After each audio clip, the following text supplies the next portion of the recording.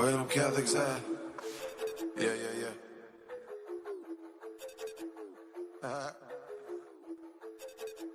Yo, where them Catholics at? Man, what's the matter with these bishops? And welcome back, everybody. It's the Catholic Convert Show. And as usual, we've brought out our favorite antique. Ed is here yet again. Surprised he's lasted this long with as many times as I crack on his age. But you know what? I think he's just he's a glutton for punishment. No, I just keep the volume off until you're done talking. So I don't hear it. Smart. You know, as the executive producer of this show, you're a lot smarter than I thought you were. Uh-huh. I knew I hired the right guy. Exactly. Anytime you want to double my salary, I'm up for it. Absolutely. You know what? Check's in the mail. Excellent. Oh, you know, I really thought this only existed in like the Bible Belt kind of churches that you normally find here. You know, like the Baptist churches and all these others, because it seems to be a common staple among, well, women for one, but more in particular, Southern women. Right? People who live here in the South know exactly what I'm talking about. Church drama. And I don't know why it even exists. But if you notice if you have a home parish, which I hope you do, and if you don't, you're, by ritual like Ed, you should find a home parish. But no, like if you notice, every church is just like a place of employment. You get there, in certain regards. When you get there, you can see your little cliques of people. You've got like this group of moms, this group of dads, these group of moms, and everybody's kind of spaced out. What's funny is it's still very much almost like high school in the way that it clicks up, where you have these one group of ladies, and God bless them. They do a ton of stuff for the parish. Mm-hmm. They meet every 14th Wednesday to do arts and crafts or have a wine night, whatever, right? And they're like, oh, we're always looking for new moms and new people and all this other. And then they show up, like a new mom shows up, and they get there and she's like, oh, well, I'm slightly different than all of you, because you guys kind of have this weird Stepford thing going on. And they're like, oh, well, that's fine. Da, da, da, da. And then you never feel comfortable there again. Right. Like my wife has experienced that so many times, because my wife is, unfortunately for her, my wife is very much like me. Right. We're very laid back. We don't put on airs. We don't try to do the whole holier than thou thing with, well, me and my ministry will be here, pastor. And they're just waiting for the priest to pat him on the head and tell him thank you for helping the church, kind of thing. We're like, no. We just show up and do stuff because we can, and then we leave. Mm-hmm. But the funny thing about the difference to that is, I didn't, with men and all these different men's groups, I realized the other day, and we've talked about it before, the men's Bible study at my parish, when I first attended, I was the youngest person there by at least half a century. Okay. By at least half a century, I was the youngest person there. There was like 15, 20 guys in there. They all recognize me when I walk by. They wave, they say hello. I'm fairly certain I don't even know their names, and they don't know mine. Mm-hmm. There's like one guy I'm pretty sure I know his name. However, all of them show up to our Estovere men's meetups, and they bring food, they bring drinks, they bring charcoal, whatever, steaks and stuff to do out on the grill. They just run over and start manning the grill or the bonfire, whatever it is going on. And we have these amazing conversations, and then we leave still not knowing each other's names. Oh, yeah. But there's zero drama in any of it. And I'm like, this is why we can't have nice things, because when you turn around and you see the way that some of these women are in church, and I really thought it was just the Southern Baptist women, but No. it's everywhere. And the only reason I'm bringing this up is because I was going through Spotify, listening to some of the old homilies that my parish priest has posted up on there. And he was on one of them, he was talking about mothers. Now, motherhood is probably one of the most underrated jobs on the planet. When they say, well, my wife doesn't work. If you got kids and she's married to you and she doesn't have a job, and you come home to a clean house and you come home to, food on the table and no one's dead, your wife works. Okay. He works. But he's talking about, all you moms out there, you try to do so much for the parish, and we're grateful. But you're not Superwoman. You're not the holiest of holy women out there. You're not the epitome of what a church lady should be. You're just a parishioner. You're just helping the parish with what you can, however you can. Some people can help more. Some people can help less. Please don't let that go to your heads. because we don't need that kind of church drama in our parish. If you're trying to elevate yourself rather than elevating the church, then you're going about it the wrong way. And if you're thinking someone is less of a parishioner because they don't put in as many volunteer hours as you're going about it the wrong way. So relax, calm down. You can see some of the women like kind of churning in their seats. Yeah. It's like, oh, they feel seen. But the whole point of his homily was how much we give to the church, right? And I like to think that I do a lot for the church, but there's a lot of times that I feel like I don't do nearly enough. And with that feeling of not doing enough, it creeps in that old Catholic guilt. It's the same kind of feeling if you didn't go to mass because you overslept, and you probably could have gone, but you would have been miserable, and you're like, well, now I got to go to confession because I could have made it, but I just and you just feel like crap because you didn't do the thing. I kind of feel the same way sometimes when I'm thinking about all the different ways. I look through the church bulletin and I'm like, oh man, I could help do this. Oh, I could help do this.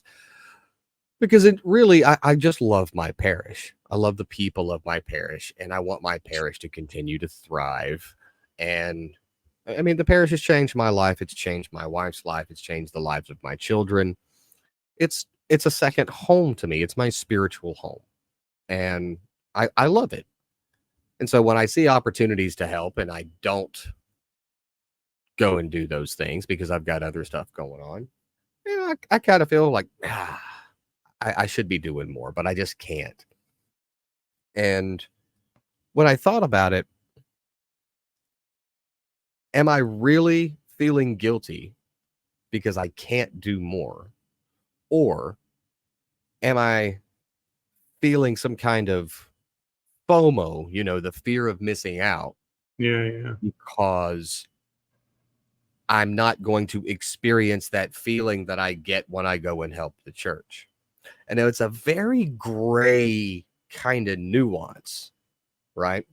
Yeah. It's like we always feel good when we do things for other people. It makes we feel good when we help people in need. We feel good when we help the old lady cross the street, or the disabled neighbor carry his groceries, or we feel good about ourselves, right? And you can become addicted to feeling good about yourself because you helped somebody, or because you're Mhm. always helping other people. But you do have to remain very conscious of which you're actually doing. Are you doing it because you love following Christ's commands to love your neighbors? Or are you doing it because you love the feeling that you get from helping people? Yeah. It's never a bad thing to help people, but you do have to remember why you're doing it, because otherwise it becomes this kind of a self-fulfilling kind of action. You're not doing it for the fulfillment of spreading Christ's love. You're doing it for the fulfillment of feeling good about yourself. Yeah. You know what I mean? I mean, you do And so much, Ed, you do so many things for so many people yeah, and for I so try. many different parishes, especially when you go out to all these tough parts of town and you're taking food, toiletries, or even just conversation and, food gift cards and stuff like that to sit down and talk to these people who are homeless in Yeah. very dangerous parts of the city. You do a lot of good. Have you ever had to catch yourself like that?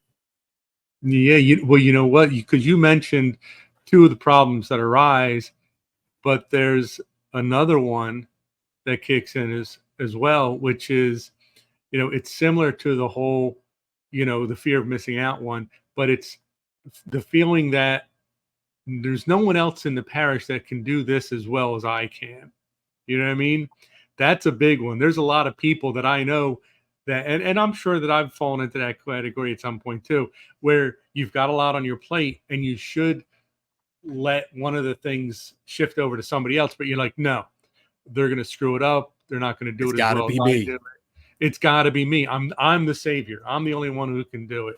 I think, and that's a big one, But It is a that's big one, and that causes burnout too. So oh, many sure it people get does. burned out. But Yeah. a good buddy of mine, he's a Protestant, but he's very, very involved in his church.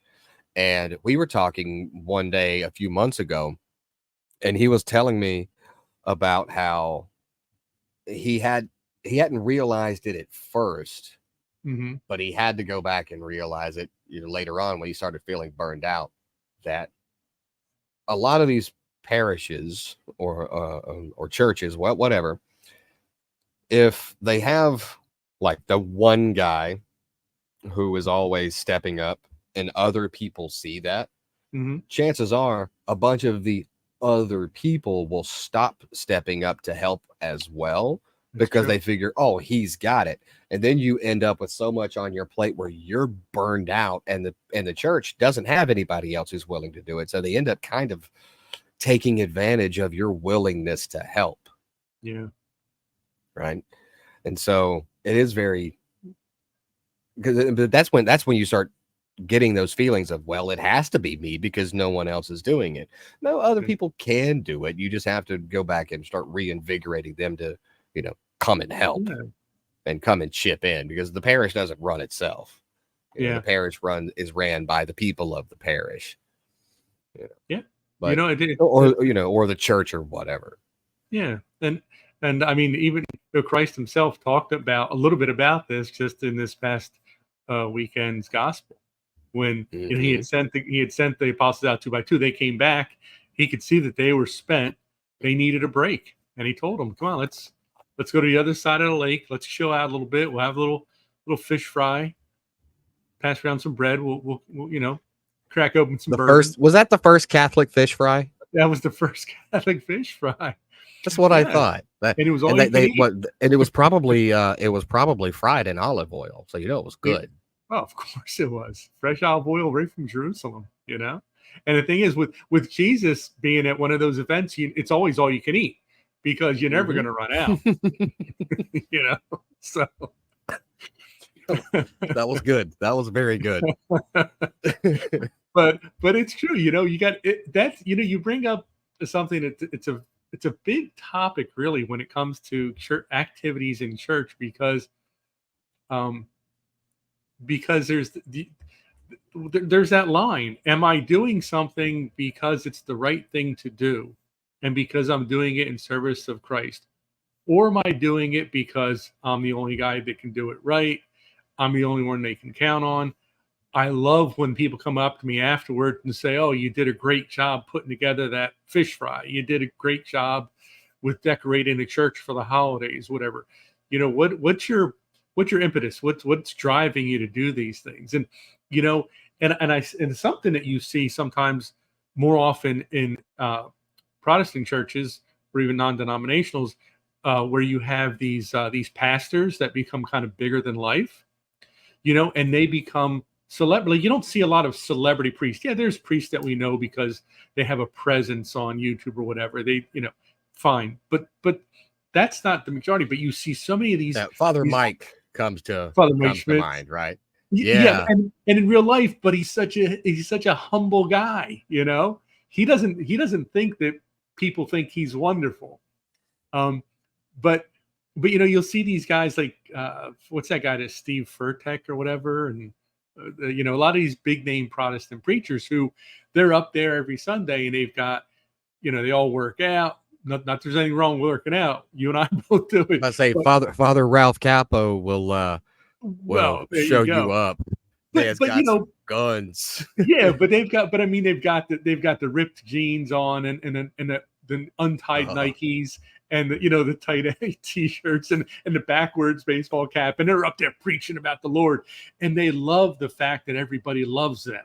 You know what I mean? And then you run into problems like they had that issue with that Hillsong in New York where the guy became so full of himself. I don't remember even the guy's name, but he wound up having multiple affairs with a lot of the church women and becoming big buddy pals with a lot of Hollywood elite and stuff like that. And it became all about being famous instead of the word of Christ.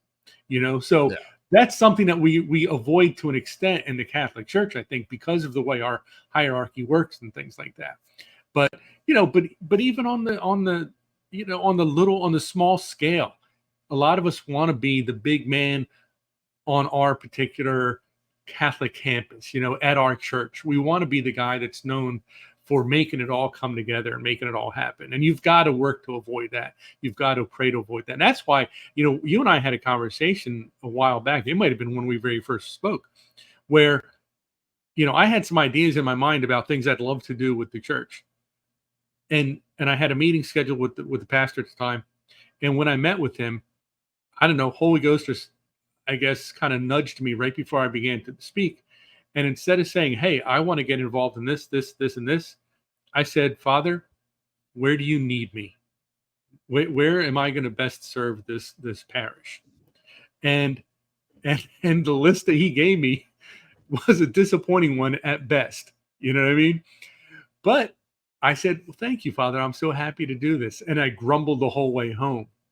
But it was involving myself in those things and those tasks that he gave me that wound up leading me to the things that I do now. Whereas if I had gone whole hog into and said, "Listen, here, Father, here's what I'm willing to do for the parish," I probably wouldn't be involved in the things I am now. I wouldn't be where I am now. I wouldn't be on this podcast with you.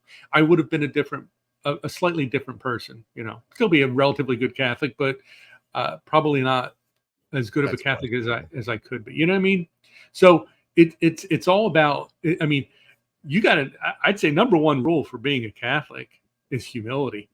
I mean, that's it. It all starts with humility. Just, I'm here, Lord. What do you need me to do? That's where it all starts. And I get it. We're humans. It's in our nature to want to be patted on the back, to be, given a lot of attaboys, and to be I want to be the keynote speaker at every little event we have at the church and things like that. Well, you know what? That's not always going to happen. Actually, it very rarely happens. You know what I mean? Of course. But there's something else to that too that you just said, and it's kind of the perfect segue into the next thing I was going to bring up. When you walk into your parish and you tell the priest, "Father, where do you need me?" A good priest will tell you that your primary parish as a husband, as a father, is the four walls of your home. And if you're not fulfilling and delivering there at optimum capacity, then you don't need to try to do anything outside outside of those parish walls. Yeah. Until you are, right? Because where you're needed most is in the four walls that you and your family call home. Yeah. And you're doing your primary parish a disservice if you're always out doing things for the external parish, because you don't get no recognition at home. You don't have the wife coming up to you and say, honey, you did a great job loading that dishwasher last night. What drives you to do so much around here? When you cut the lawn last night, that whole going this way and then turning around and going that way, so we had that pattern on the front lawn. That is spectacular. All the neighbors have been stopping me and asking me about that, because that just blew my mind. That is incredible. Yeah. Guys don't usually hear that kind of talk. No, we know. And you don't have to, right? No. And listen, I'm not saying no, none of your wives appreciate you. I'm not saying that either.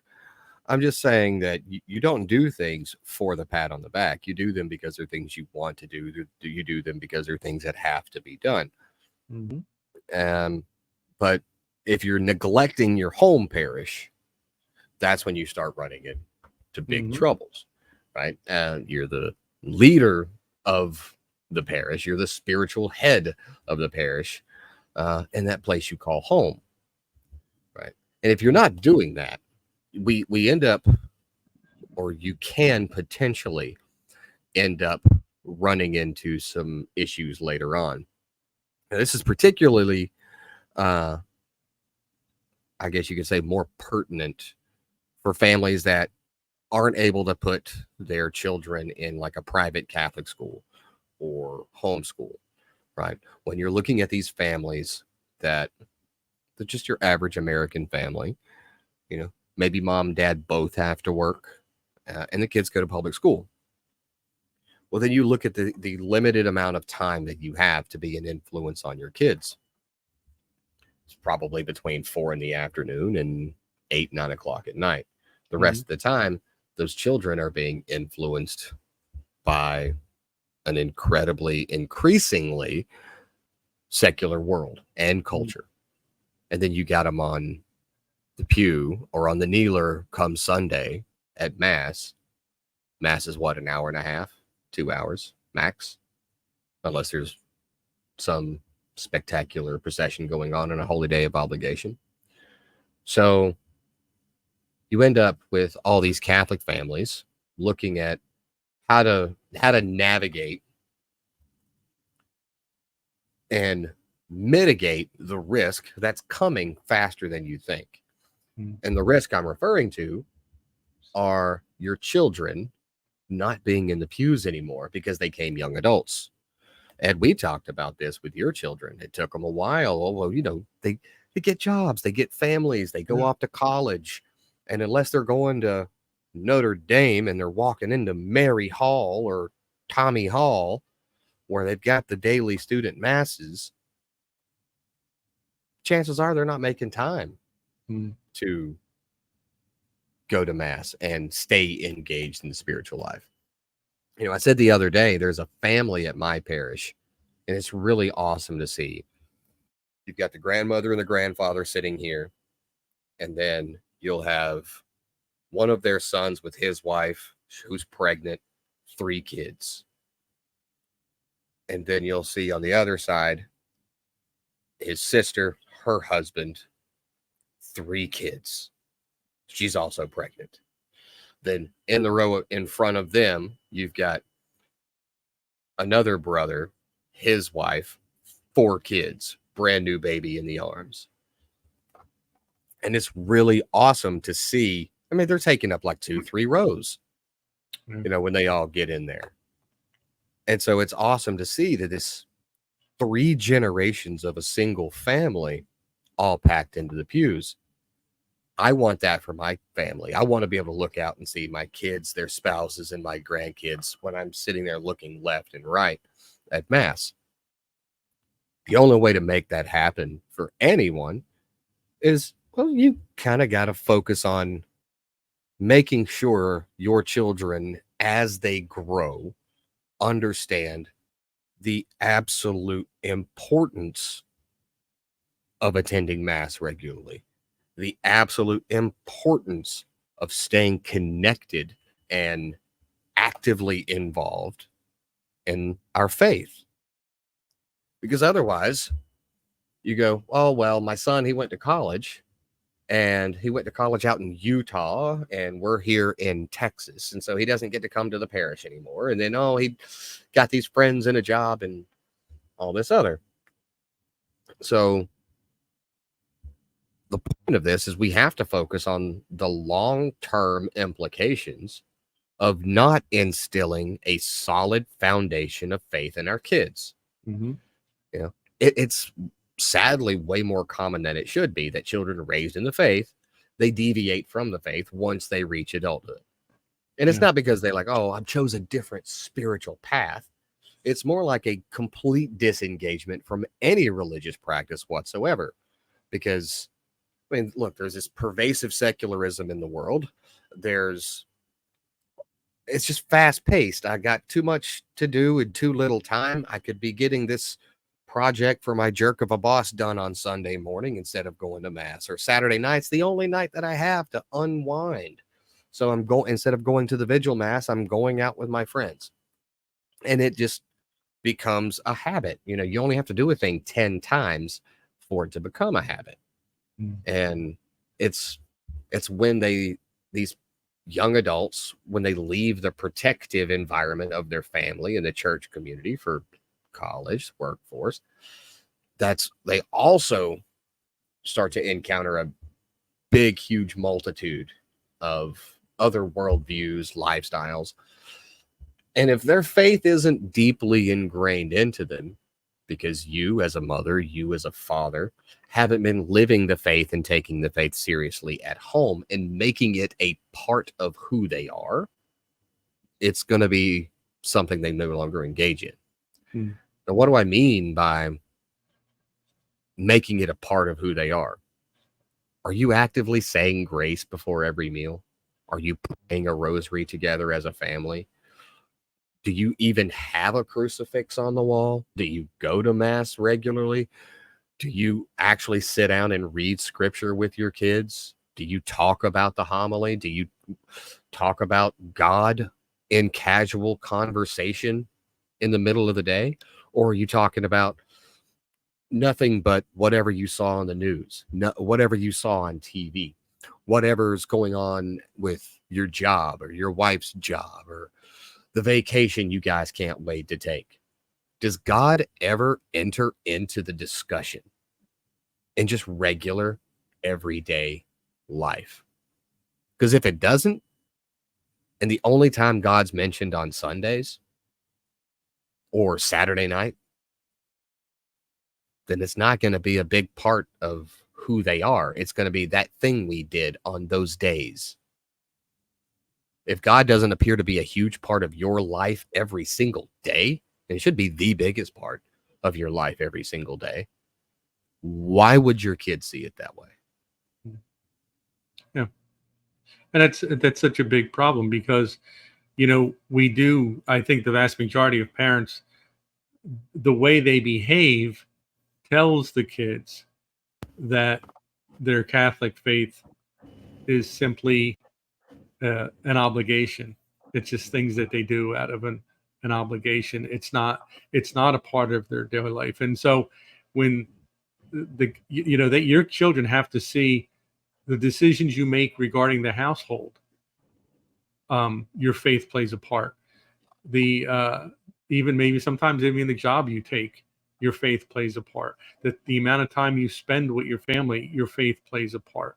You know, if they don't see that your faith is ingrained into your daily life, then that's the way they're going to see it. It's that, well, when I was a kid, I went to church every Sunday because we had to, because Dad said Grandma's going to be upset if she doesn't see us there or whatever, or it's tradition we do this, or whatever.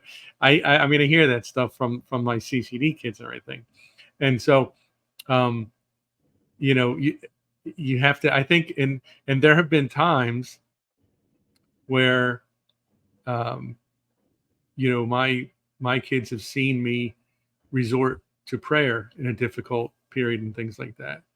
And so so it clicks, wow, dad takes this seriously. It's not just something his mom told me how to do. It's not just something he's trying to force us to do. He really believes it. He really lives it. And I think we need to be more cognizant of that. We need to be more aware. You're especially when your kids are younger. People say they refer to them as sponges and things like that but it's true. They really pay attention. It's kind of like you walk in from school at the end of the day, and dad's sitting in his favorite chair, and he's 80 pounds overweight, and he's got a beer in one hand and a cigarette in the other. And then you're 20, and he's annoyed. And I am not 80 pounds overweight. Well, not you, but I mean, you're only 75 pounds overweight. But that same guy is going to, it's the old joke, right? He's telling you, eat well, don't smoke, don't drink. And you're like, well, look at you, Dad, and it's the same thing. I don't know. We have to apply that same concept though to our faith. If you're telling your kids, or actually, sadly, most people aren't telling their kids, but if you're telling your kids that faith is important, they have to go to church, they have to receive the sacraments, they have to live a good Catholic life, but you're not doing it, why are they going to do it? You have to show them that A, it's part of your life, and B, you are actually reaping benefits from it. Because it's true, and I'm not talking about that you're going to have a bigger house, a better car, a better job, things like that, if you live your faith. But overall, the spiritual health, the emotional health, the psychological health of your family is going to be so much improved if you are living your faith, and people will see that. It's the whole thing. What is it? St. Paul said in one of his letters, they'll know we are Christians by our love. They'll know that we follow Christ because we act that way, we behave that way. And you need to do the same things in your family. You can't just say to your kids, well, I'll be really disappointed if once you get married and out of the house, you stop going to church. Show them by you continuously going to church, and not just on Sunday and days of obligation, but try to make the occasional morning mass or liturgy. Try to get to adoration. It would be great if your kids, especially when they're younger, if they see you praying a rosary, if they see you cracking open a Bible, if you're Monday through Saturday night just living life in a secular fashion in a way that nobody would ever guess that you're Catholic, and then there's just that 1 hour every Sunday where you're like, come on, let's get into the van, we got to get going, and then once you get home, you kick off the shoes and everything, and you're back to your old way of living. That's the only thing that's telling your kids, is that you don't see church as anything more than an obligation. And so that's the only thing, exactly, right? And then you can't be shocked when they say, well, I don't need that obligation in my life, so I'll see you later, Pops. You've got to live. If you're a Catholic, you're a Catholic 24/7. Yeah. That was the experience that led me to leaving the Protestant church when I was younger, 25, 26 years ago. It was, okay, y'all go on Sunday mornings, y'all go on Sunday night, and the occasional Wednesday night, and there's not really anything else I see going on outside of that would even tell me you're a Christian or whatever, So, okay. But when I brought my family to the church, I had that brand new convert zeal, right? It's like, listen, we're going, and we're going to go every single Sunday. And then we're going to bring our family to all of these events that they have, like all these different optional, like we're going to Compline, and we're going to do the Rorate masses at 6 o'clock in the morning, which is the awesome, beautiful candlelight masses during Advent. I love those. The first one I ever went to was on my birthday last year, and I was like, oh, okay, definitely doing this again. This was awesome. But we even incorporated catechism into our homeschooling curriculum that we do here. So my wife, she handles most of the kids' homeschooling. Mhm. And I would say they might do 3 days of schoolwork a week throughout the entire, first and second semester of the school year. So Monday will be schoolwork. Tuesday is catechism. Mhm. And then Wednesday is schoolwork. Thursday is a free day. Thursday would be schoolwork, and then Friday being a free day. But then Sunday mornings during the school year, they're going to catechism at the church. And now most people would say, well, why are they going to catechism at church, but you're still doing this stuff at home? I'm like, well, because they have them for an hour on Sunday. We've got them forever, 100% of the rest of the time at home. And it's important that, they learn it. And I do remember some of my younger kids. Well, now that I got confirmed, do I still need to be doing catechism? Yeah. Yeah. You're still going to do catechism in your lessons, buddy. Why? Because you don't know everything. You're going to pick up this Peter Kreeft book, or you're going to pick up the CCC, or you're going to pick up the writings of Ignatius, and you're going to do a book report. You're going to do all of these things. We're even going to take the adult catechism class curriculum that you would normally find at a CCD or an RCIA. And guess what? You're going to do that. Yeah. But it brings active and daily discussions about things. You know what I didn't know about Saint Rita, Dad? What? She prayed that her kids would die. Well, you're 100% correct. So how is she a saint? She prayed for her kids to die. Okay, let's get into it and talk. And we have discussions about faith, and we have discussions about mortal sin. And we have discussions about rathering your children die and go to heaven than die and go to hell. Now, when your kids are getting ready to murder someone in, what was it, the 1500s in Italy, when Saint Rita was walking around doing her thing, her kids are having a blood feud with other people, because that's the way it was back then in Italy. Yeah. They're blood feuding, and they're going to go murder these people. And Saint Rita's praying, Lord, I would rather them die in this fight than commit murder and then die, because then they would be outside of your grace. Well, guess what? Her kids died. Oh, eventually. Eventually. They didn't die in the fight, but they also didn't commit murder. They were injured. Yes. They were injured. They did not kill anyone. And then they later died of the wounds. Yes.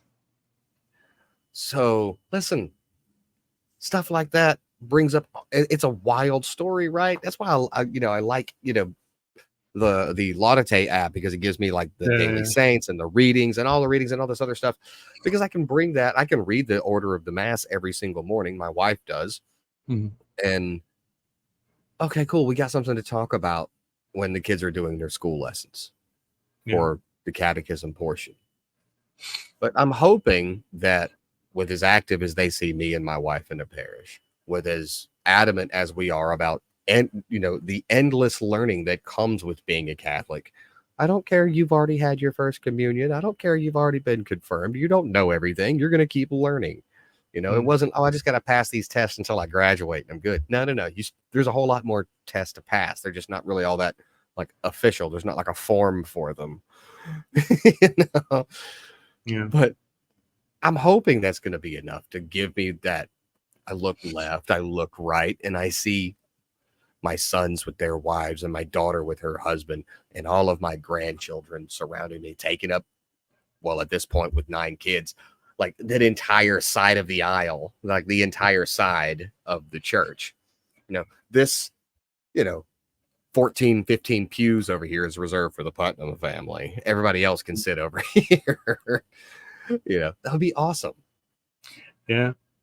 Yeah, no, it's when I go to St. Mary the Assumption, my Byzantine church, I'll meet up there with my two sisters and their husbands, their children, and so we have one of those taking up 2 pews kind of a thing, and it's great, and we're all old people, and we're still there. People know, hey, there's Ed's family taking up 2 pews there. It's wonderful. It's a good thing. I love it, man. Yeah, and Saint Rita was born in 1381. 1381. Okay. So it was the 1400s. It was the 1400s when she was doing all that. Yeah, I was off by a century. It's okay. Yeah, that's fine. Hey, in church speak, that's fine. Look, I know she didn't have teenage sons in the 1300s if she was born in 1381. She had her first kid when she was 3. She had her first kid when she was -5. Yeah, got exactly. it. Sounds good. But no, that's awesome, man. I love seeing that stuff. It's like great. Looking over and you see this family and they've got like 12 kids and the parents are like, stop it, sit still, stop it, quit, sit still, stay, stop. No, you gotta go to the bathroom again through the entire mass. I love it. It's awesome. It is awesome. Because but as hard as it is, because I get it. I know how hard it is to just drag a giant family around with you everywhere.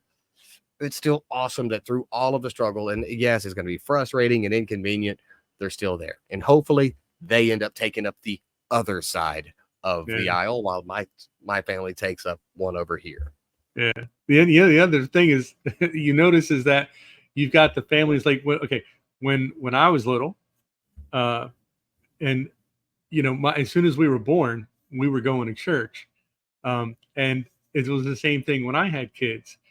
By the time they were 2 or 3 weeks old, they were going to church. And I'm not saying there weren't some hiccups along the way, but by the time if it's a part of their life, they know every Sunday they're going to be in church. They're very, very, very young when they're, for the most part, behaving appropriately. You know what I mean? And you contrast that with the people who take their kids to church on Christmas and Easter, and you got a 10-year-old that's squirming and writhing, and when are we getting out of here? When are we done? Because they don't know. They don't Easter Vigil Mass, it's 4 hours long, and that God. 10-year-old's banging his head on the floor. He's throwing spitballs at the priest. He doesn't know what to do. Dad, give me your phone. I want to play Wordle or whatever. I don't know what they play. But he's lighting stuff on fire. Anything he can to get this 4-hour mass to hurry up. Yeah, he's pulling the alarm and everything. It's crazy, and I think about that kind of stuff when I think about, and I talk all the time about the CCD kids, and it's such a disappointment to me that for so many of these parents, their involvement in their kids' faith formation is dropping them off and picking them up on Monday nights at CCD. That's it. That's the extent of their involvement. And that sends a very clear message to the kid that this is as important or maybe slightly less important as your flutophone lesson. It's just something's got to change with that kind of an attitude. You can't expect your kids to give any consideration to their faith whatsoever when it's just something that doesn't matter to you. Why is it going to matter to them if it doesn't matter to you? And like if it matters to you, prove it. Right. That's why I asked people cry all the time. Yes, I'm a lifelong Catholic, but sadly my children fell away from the church, and I wished and I pray that they would come back. And I get it. And sometimes it's completely unavoidable. Sometimes as a parent, it was like, hey, we're reading the Liturgy of the Hours every single day for the entire 18 years of your life, buddy. We're going to daily mass every single day for 18 years of your life, buddy. And then you still got a kid that just walks away from the church. Yeah.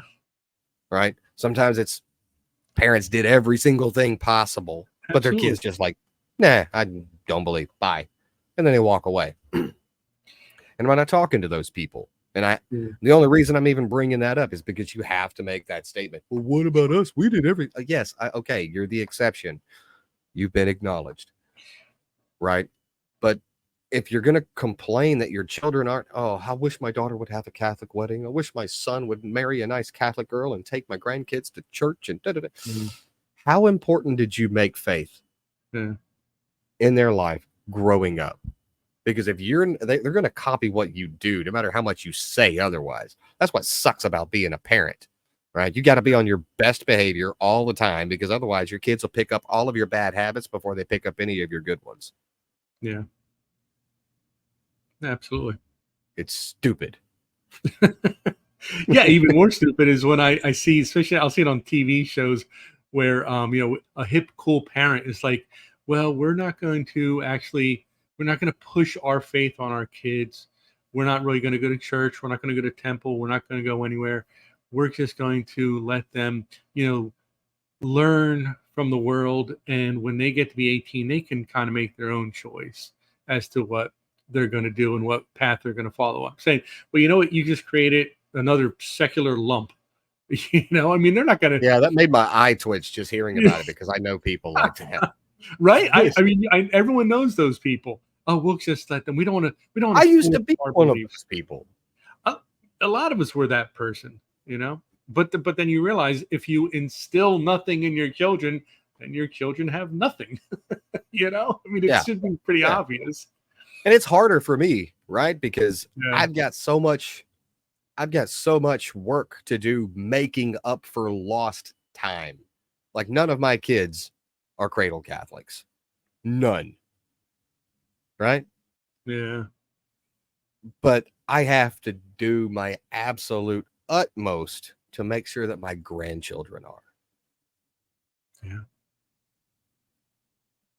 Yeah. That's the whole point. You want your grandchildren and your great-grandchildren and your great-great-grandchildren to be cradle Catholics. Not converts that came to the church 37 years after they were born, although there's nothing wrong with being a convert. But once you convert, you should be working to ensure that your children don't have to convert later as well. Right. Well, that goes back to what you were saying about, there's those exceptions where someone says, we went to church every Sunday, we prayed the rosary every single day, we always said grace at every meal, and my kids are atheists or agnostic or whatever, or they're spiritual, but they're not religious. That old one. But, and, I'm glad you point that out, because the thing of it is, but if you do the right things, if you live the right way, if you are the right example for your kids, okay, maybe there's only a 60% chance that they're going to do the same.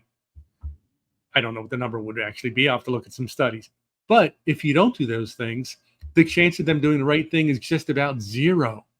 You know what I'm saying? So do the right thing. So there's we could even be gracious and say it's a 50-50 shot, but 50 is still better than zero. Still 50 is better than zero. Absolutely. And that's what I tell people that all the time. Well, there's no guarantee, so why should I try? There's no guarantee with anything. There's no guarantee you're going to be upset later if you don't. There's no guarantee that I brought anything up from the basement today, but you're hoping. You're still, you're hoping I brought something. Well, I've never said anything to you about this before, since you're going to bring that up now. Oh, I've never said anything about this to you before, but your webcam is at such a perfect angle. It reflects a bit of a reflection off of that flag behind you, to where I can actually see the coffee table in front of you. Are you serious? Oh, I got to do something about that, because there's a lot of crud on the coffee table. I absolutely am not serious. I just wanted to see. I was thinking, I got to move a lot of stuff. You're seeing all my hedonistic items here, but right. He's looking around like, oh well, he's got all of my my Medicaid. He's got all my Medicare, my pharmacy numbers. Yeah. Now, what do I got here? I got Social Security checks. I got minute meditations for each day. I've got the main services of Holy Week and Glorious Resurrection for the Byzantine Catholic Church. I mean, it's the fun kind of stuff I have sitting on the table in front of me. Oh, and I have a book signed by Jimmy Wahlberg, The Big Hustle. Nice. It says, to my brother Big Ed, God bless you. There it is, right there. I love it. That's the kind of fun stuff I got here. We need Jimmy coming on the show, man. I'm working on that. I am working on that. And I know he's got to have been busy with the with the NEC that just finished. Yeah, and he's probably like, I just want to go to sleep for like 10 a days. year and a half. Yeah, he's always running. He's always running, that guy. But and you got to have a proud to be a piney from my nose down to my hiney. I hate you so much for that. Yeah. You walk into most people's homes and you expect to see all those cringy eat, pray, love, live, laugh, not here. Whatever. No, you walk into Ed's house, you've got first class relics on the wall and a sign that says proud to be a piney from my nose to my hiney. And a picture of the Jersey Devil right there. You're culturally elite. You know that, man? Is that what it is? Well, the thing of it, the funny thing is that, yeah, like if I wasn't here, if somebody broke into my house and they were looking around, they would at one minute they think I'm a 12-year-old girl. The next thing they probably think I'm a 75-year-old guy. Like you wouldn't be able to figure it out based on the stuff that's scattered around. So you do have some My Little Pony stuff in I there. do have some of My Little Ponies. Yeah, I'm what am I, a brony? Is that what the guys are? Holy crap, you knew that. All right, I'm impressed. All right, shut up. What'd you bring from the basement? Jeez. It's something pretty cool. It's I went back to the relics, and I brought this one in here today, which is really cool. We have the seal on there, and this is actually a 4-parter.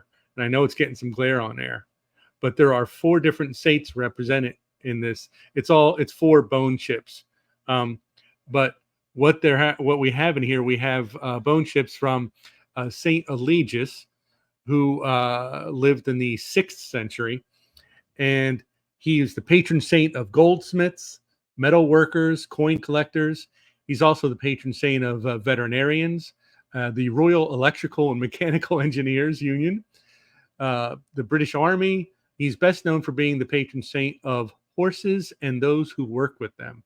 Eligius was chief counselor to Dagobert I, the Merovingian king of France, and he was appointed Merovingian. That's the one, and he was appointed the bishop of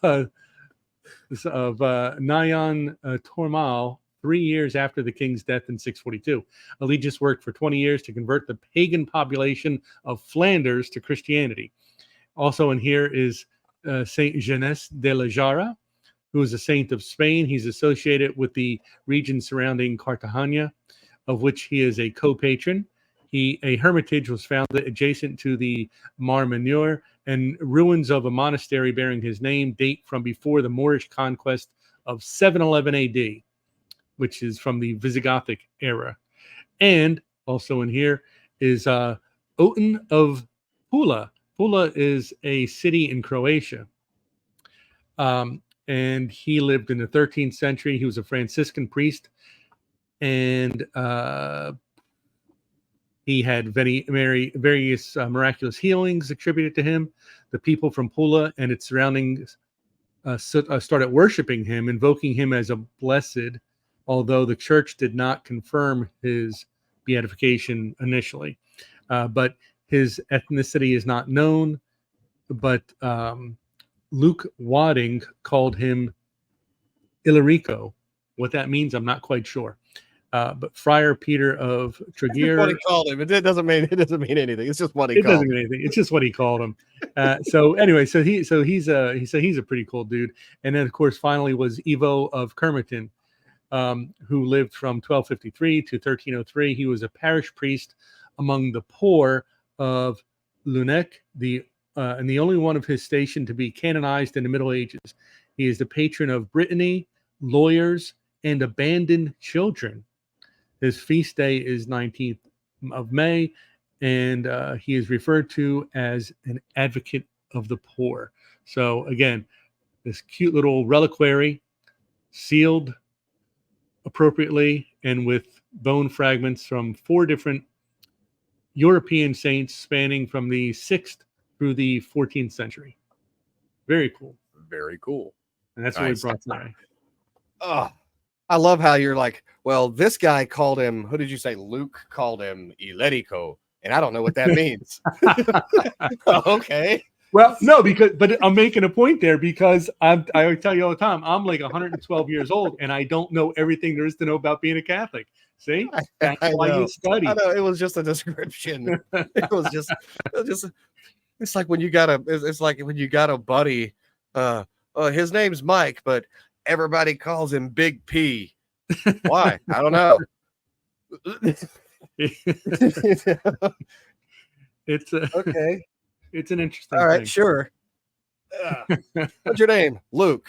My name's Luke, but everybody calls me Hank. Tom.